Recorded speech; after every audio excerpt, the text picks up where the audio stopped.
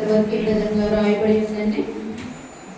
యెహోవాను స్తుతించుడి, ఆయన పరిశుద్ధాలయమునందు దేవుని స్తుతించుడి, ఆయన బలమును ప్రసిద్ధి చేయు ఆకాశ విశాలమందు ఆయనను స్తుతించుడి, ఆయన పరాక్రమమును కార్యములను బట్టి ఆయనను స్తుతించుడి, ఆయన మహాప్రభావమును బట్టి ఆయనను స్తుతించుడి, ఘోరధ్వనితో ఆయనను స్తుతించుడి, స్వరమండలముతోను సితారాతోను ఆయనను స్తుతించుడి, తంబురతోను నాట్యముతోను ఆయనను స్తుతించుడి, తంతి వాద్యములతోను పిల్లల క్రోవితోను ఆయనను స్తుతించుడి, రోగుతాళములతో ఆయనను స్తుతించుడి,